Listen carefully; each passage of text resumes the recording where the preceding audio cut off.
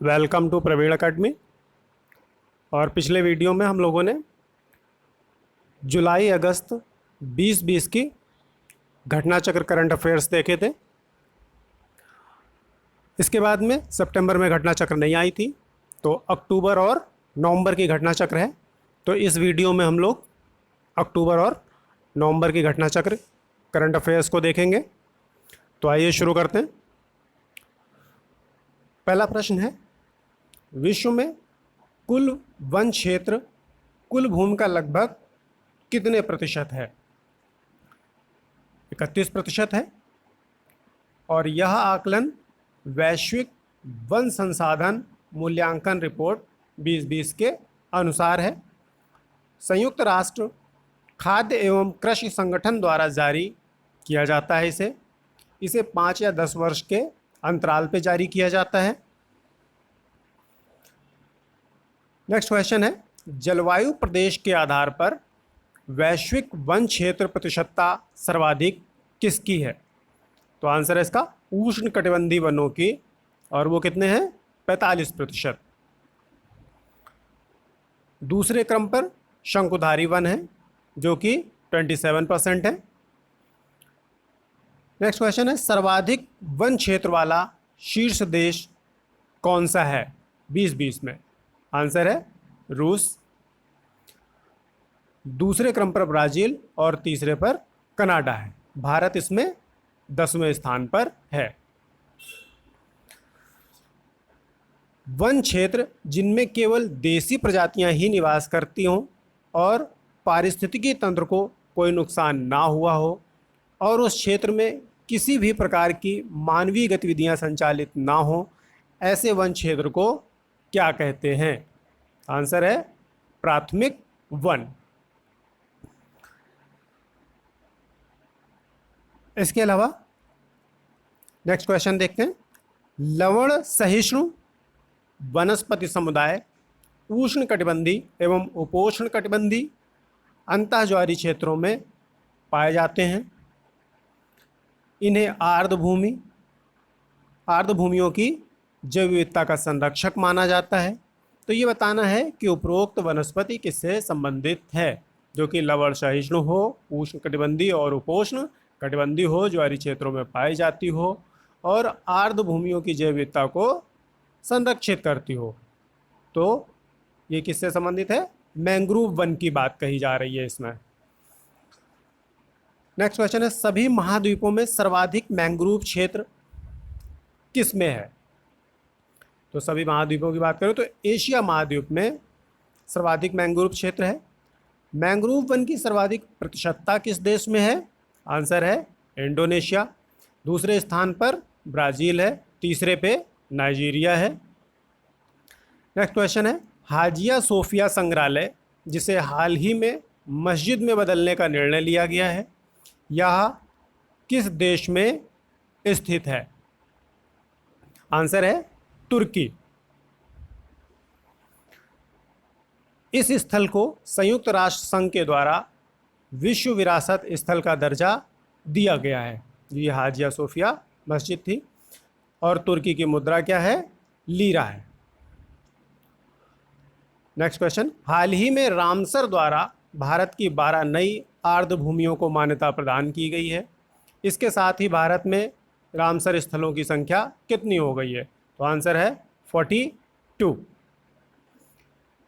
देखते हैं थोड़ा सा और रामसर स्थल के बारे में। रामसर स्थल अंतर्राष्ट्रीय महत्व के वेटलैंड होते हैं।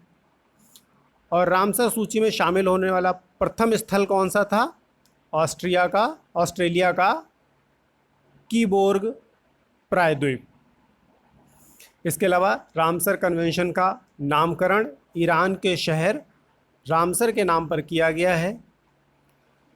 और यह कब हस्ताक्षरित हुआ था? तो आंसर है इसका 1971 में। और ये प्रभावी कब हुआ है? 1975 में प्रभावी हुआ है। यह कन्वेंशन आर्द्र भूमियों को संरक्षण प्रदान करता है और अंतर सरकारी संधि है यह। इसके अलावा रामसर द्वारा 12 नई घोषित आर्द्र भूमियों के नाम क्या हैं उनको देखते हैं। पहला है नांदूर मदमेश्वर महाराष्ट्र में। दूसरा केशोपुर मियानी पंजाब में, व्यास संरक्षण रिजर्व पंजाब, नांगल वन्यजीव अभयारण्य पंजाब, नवाबगंज पक्षी अभयारण्य उन्नाव में, पार्वती अर्गा पक्षी अभयारण्य गोंडा में, समान पक्षी अभयारण्य मैनपुरी में, सांडी पक्षी अभयारण्य हरदोई में, इसके अलावा समसपुर पक्षी अभयारण्य रायबरेली में, सरसई नावर ये कहाँ पे है, जिला इटावा, इसमें सारस की संख्या 400 के करीब है। इसके अलावा कांवर ताल आर्द्रभूमि बिहार में है, आसन संरक्षण रिजर्व देहरादून में है, और ये यमुना और आसन नदी के संगम पर विस्तारित है आसन संरक्षण रिजर्व। नेक्स्ट क्वेश्चन हमारा काकरापारा परमाणु ऊर्जा संयंत्र से संबंधित है। काकरापारा परमाणु ऊर्जा संयंत्र 3 ने क्रांतिकता को प्राप्त कर लिया है और यह स्वदेशी रिएक्टर है।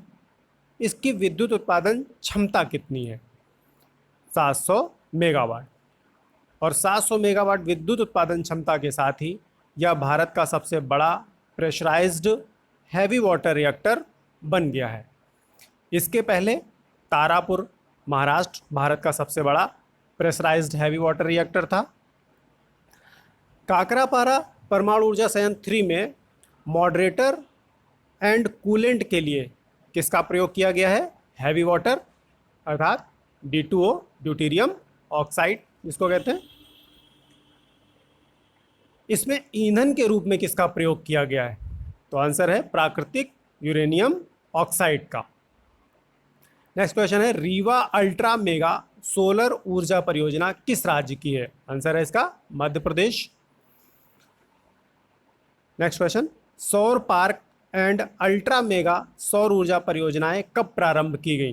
तो इसका आंसर 2014 में, और इसके तहत 25 और पार्कों तथा अल्ट्रा मेगा सौर ऊर्जा परियोजनाओं की स्थापना का प्रावधान इसमें किया गया था। सौर पार्क एंड अल्ट्रा मेगा सौर ऊर्जा परियोजना में, जो कि 2014 में शुरू की गई थी, और इन पार्कों को 2021-22 तक स्थापित किया जाना है।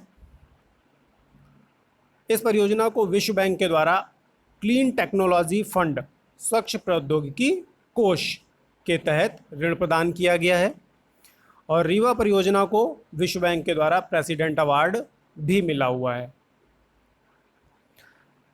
नेक्स्ट क्वेश्चन है राष्ट्रीय सौर मिशन कब प्रारंभ किया गया था? 2010 में प्रारंभ किया गया था, और राष्ट्रीय सौर मिशन के तहत 2022 तक कितने गीगावाट क्षमता के सौर ऊर्जा संयंत्र की स्थापना का लक्ष्य निर्धारित किया गया है? तो इसका आंसर है 100 गीगावाट। तो सोलर 100 गीगावाट। इसके अलावा अक्षय ऊर्जा लक्ष्य 2022 के तहत पवन ऊर्जा लक्ष्य कितना है? आंसर है 60 गीगावाट। नेक्स्ट क्वेश्चन है सोलर पावर डिपार्टमेंट में भारत ने विश्व में कौन सा स्थान प्राप्त किया है? तो 5वां स्थान प्राप्त किया है, और अभी इसने इटली को पीछे किया हुआ है। नेक्स्ट क्वेश्चन भारत सरकार के आवासन एवं शहरी कार्य मंत्रालय द्वारा PM street vendors Atmanirbhar Nidhi की शुरुआत की गई थी। इसे अब किस नाम से जाना जाएगा? इसे PM स्वनिधि योजना के नाम से जाना जाएगा। या इस स्कीम की बात करें तो यह स्कीम एक सेंटर सेक्टर स्कीम है जो कोविड-19 के चलते स्ट्रीट वेंडर्स को अपनी आजीविका और रोजगार पुनः प्रारंभ करने के लिए किफ़ायती दर पर ऋण की सुविधा प्रदान करती है PM स्वनिधि योजना। नेक्स्ट क्वेश्चन PM स्वनिधि योजना जिसका कार्यकाल मार्च 22 तक निर्धारित किया गया है, 2022 तक, इसके तहत कितना ऋण प्रदान किया जाएगा? तो 10,000 रुपये इसके तहत ऋण के रूप में दिए जाएंगे। नेक्स्ट क्वेश्चन हमारा वैश्विक बहुआयामी गरीबी सूचकांक के आयाम कौन से हैं? तो इसके 3 आयाम हैं शिक्षा, स्वास्थ्य और जीवन स्तर। इसके अनुसार भारत में 27.9% जनसंख्या बहुआयामी गरीबी की स्थिति में है। इसे जारी किसके द्वारा किया जाता है? यूएनडीपी के द्वारा जारी किया जाता है, वैश्विक बहुआयामी गरीबी सूचकांक।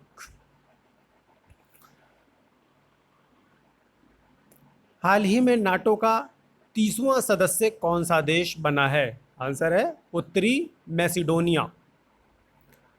थोड़ी सी नाटो के बारे में बात करते हैं। तो इसका गठन कब हुआ था? 1949 में। किस संधि के तहत? वॉशिंगटन संधि के तहत किया गया था, और यह एक अंतर सरकारी सैन्य गठबंधन है।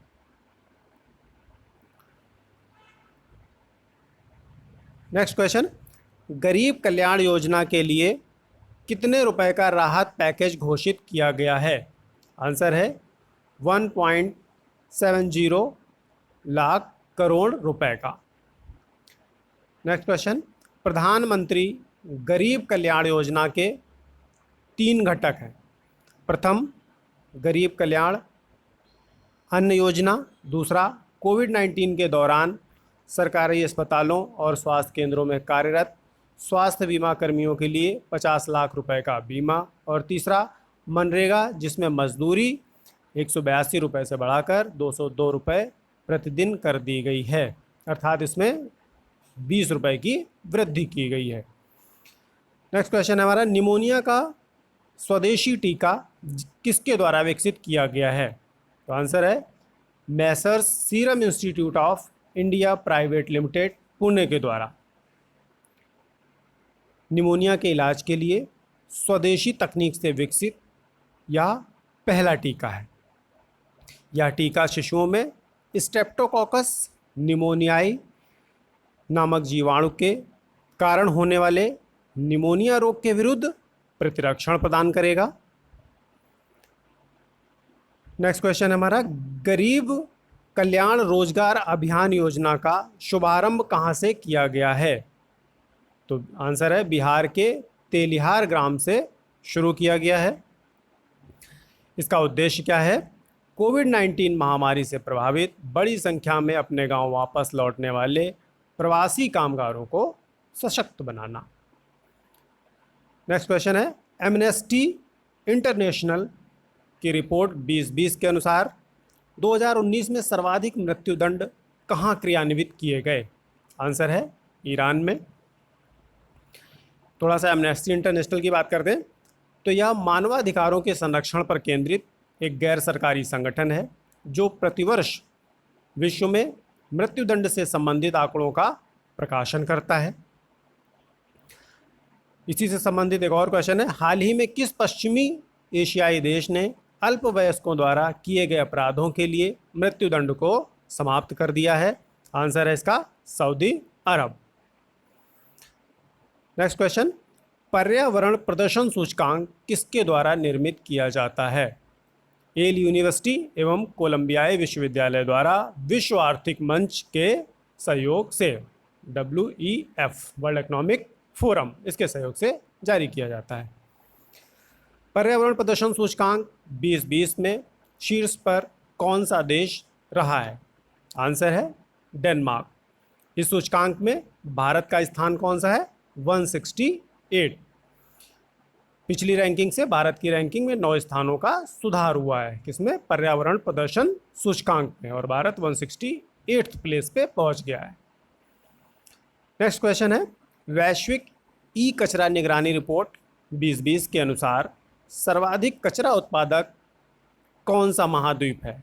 तो आंसर एशिया। दूसरे स्थान पर अमेरिका है। इस रिपोर्ट के अनुसार सर्वाधिक ई कचरा उत्पादक देश कौन सा है? तो चाइना है। अर्थात महाद्वीप एशिया था और देश कौन सा है? चीन है। भारत इसमें तीसरे स्थान पर है। वहीं अगर प्रति व्यक्ति ई कचरा उत्पादक देश की बात करें कि ये कौन सा है, तो इसका आंसर है नॉर्वे, जिसमें प्रति व्यक्ति ई कचरा सर्वाधिक उत्पादित किया जाता है। नेक्स्ट क्वेश्चन हमारा है, बेसल कन्वेंशन किससे संबंधित है?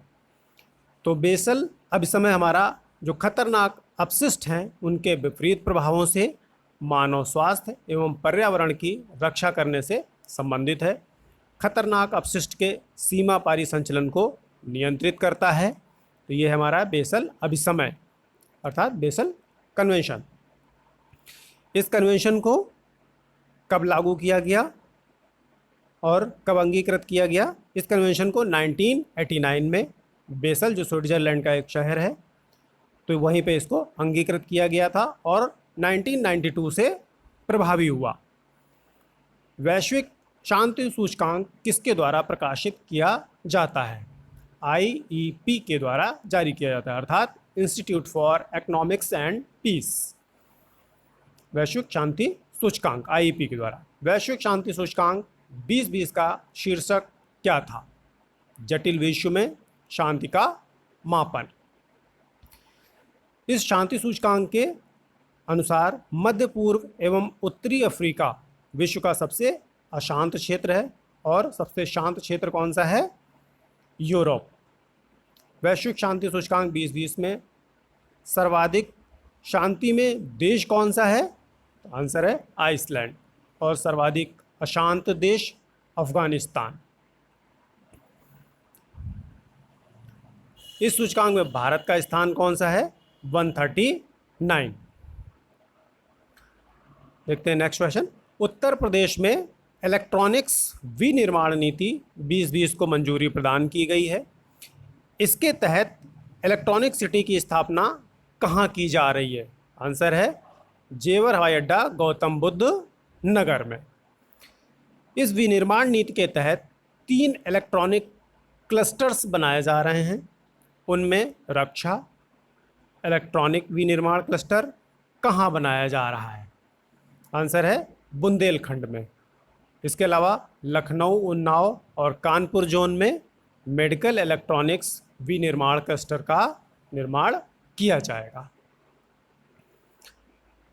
Next question. Andaman Nicobar connectivity project के तहत लगभग 230 किलोमीटर तक केबल बिछाया गया है। इसका उद्देश्य क्या है? यहाँ पे 230 होगा, तो ये 23 लिखा हुआ है। इसका उद्देश्य क्या है? अंडमान और निकोबार द्वीप समूह के लोगों को हाई स्पीड ब्रॉडबैंड कनेक्टिविटी प्रदान करना है। इसके अलावा जो राष्ट्रीय राजमार्ग 4 है वो अंडमान निकोबार स्थित प्रमुख सड़क मार्ग है। एक्स्ट्रा फैक्ट था इसके बारे में। ट्यूलिप फुल फॉर्म है इसका, the urban learning internship programme क्या है? देश भर के शहरी स्थानीय निकाय 1 वर्ष तक की अवधि के लिए नए इंजीनियरों को इंटर्नशिप के अवसर प्रदान करेंगे। तो ये प्रोग्राम है ट्यूलिप।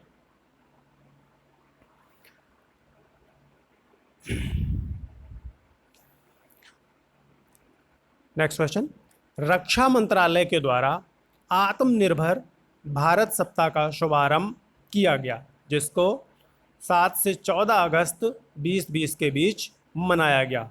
इसका उद्देश्य क्या था? तो इसका मुख्य उद्देश्य क्या था? स्वदेशी विनिर्माण और उपयोग को प्रमुखता प्रदान करना।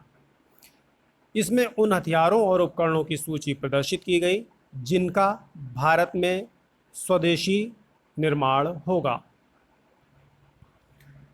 Next question. भारत का सबसे लंबा नदी यात्री रोपवे कहाँ बनाया गया? ये बनाया गया गुवाहाटी में, असम में ब्रह्मपुत्र नदी के ऊपर बनाया गया है भारत का सबसे लंबा नदी यात्री रोपवे। नेक्स्ट क्वेश्चन है, सुपोषित माँ अभियान का शुभारंभ कहाँ से किया गया है? कोटा, राजस्थान से किया गया है।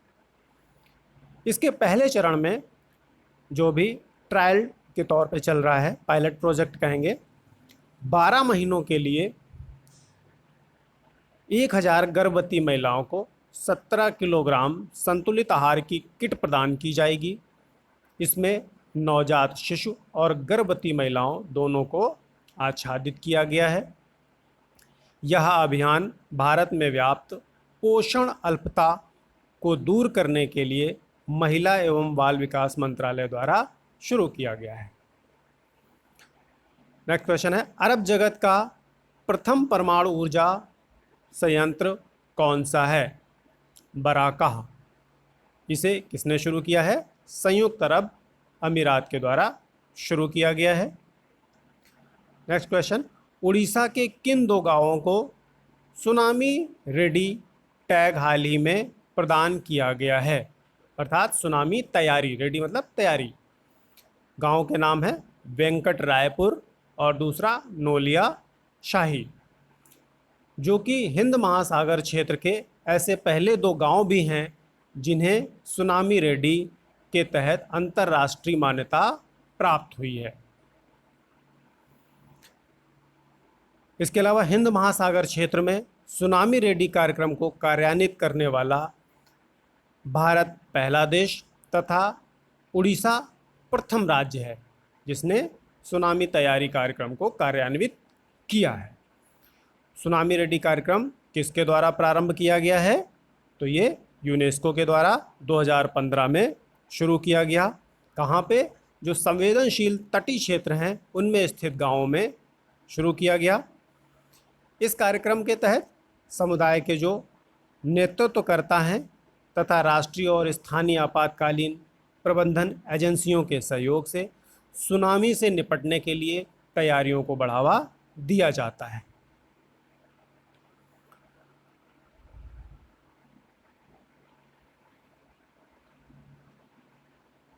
सतत विकास हेतु संयुक्त राष्ट्र महासागर विज्ञान दशक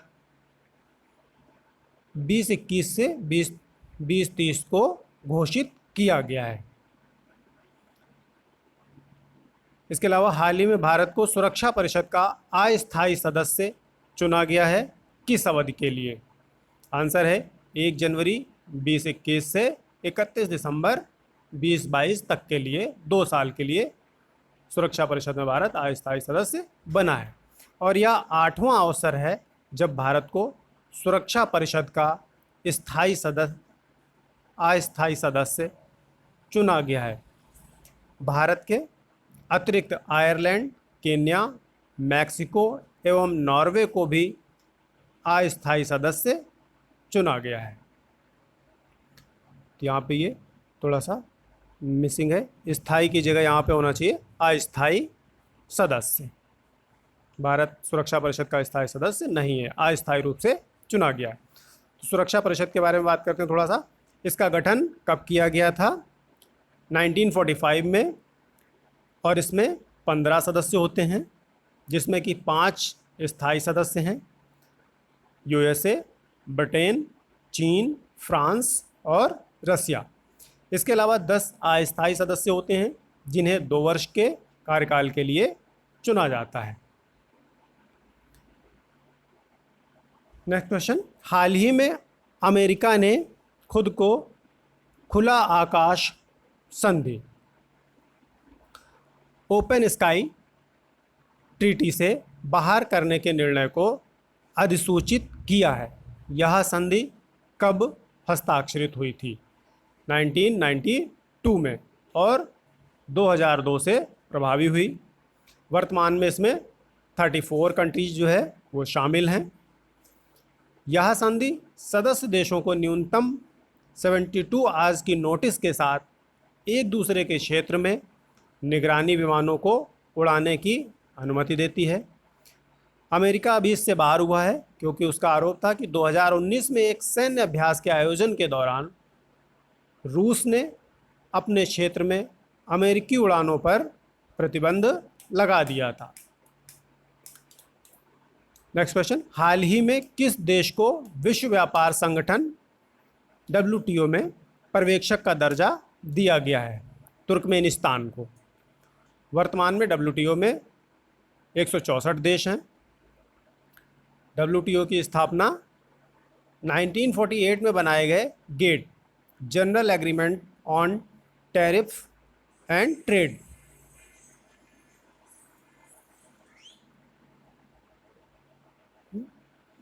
के स्थान पर 1995 में की गई थी।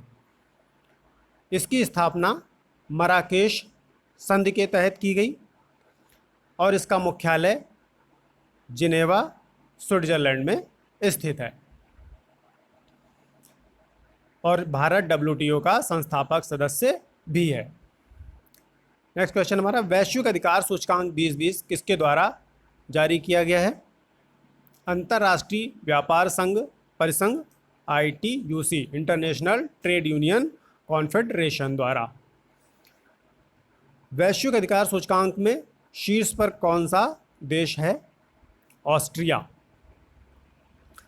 श्रमिक अधिकारों के संबंध में भारत को rating 5 no guarantee of rights के साथ विश्व के 10 सबसे खराब देशों की श्रेणी में शामिल किया गया है वैश्विक अधिकार सूचकांक में। नेक्स्ट क्वेश्चन है, हाल ही में भारत ने म्यूचुअल लॉजिस्टिक सपोर्ट एग्रीमेंट किस देश के साथ किया है? आंसर है ऑस्ट्रेलिया। क्या होगा इससे? इस समझौते के माध्यम से दोनों देशों की सेनाएं एक दूसरे के सैन्य अड्डों का प्रयोग कर सकेंगे।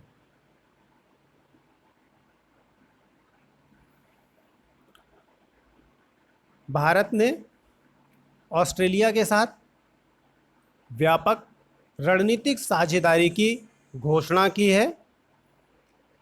इससे दोनों देशों के विदेश एवं रक्षा मंत्रियों के मध्य प्रत्येक 2 वर्ष पर रणनीतिक मुद्दों पर चर्चा हेतु 2+2 वार्ता आयोजित की जाएगी। इसके अलावा भारत ने वर्तमान समय में ब्रिटेन, इंडोनेशिया, वियतनाम और संयुक्त अरब अमीरात जैसे देशों के साथ व्यापक रणनीतिक साझेदारी पर हस्ताक्षर किए हैं। नेक्स्ट क्वेश्चन हमारा, नेचर रिसर्च द्वारा नेचर इंडेक्स 2020 जारी किया गया है। इसका उद्देश्य क्या है? इसका उद्देश्य राष्ट्रीय तथा क्षेत्रीय स्तर पर उच्च गुणवत्ता वाले वैज्ञानिक शोध लेखों को बढ़ावा देना है और इसमें शीर्ष स्थान पर USA है। नेचर इंडेक्स में समग्र रूप से शीर्ष 2 स्थान प्राप्त करने वाले भारतीय संस्थान CSIR दिल्ली और भारतीय विज्ञान संस्थान बेंगलुरु हैं। आइए देखते हैं आर्थिक परिदृश्य के बारे में थोड़ा सा।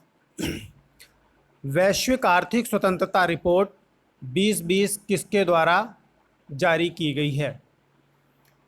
आंसर है फ्रेजर इंस्टीट्यूट द्वारा। इस सूचकांक के आधार क्या हैं? सरकार का आकार, संपत्ति का अधिकार, स्थायी मुद्रा तक पहुंच, अंतर्राष्ट्रीय व्यापार, अंतर्राष्ट्रीय स्तर पर व्यापार करने की स्वतंत्रता, लेबर और बिजनेस रेगुलेशन।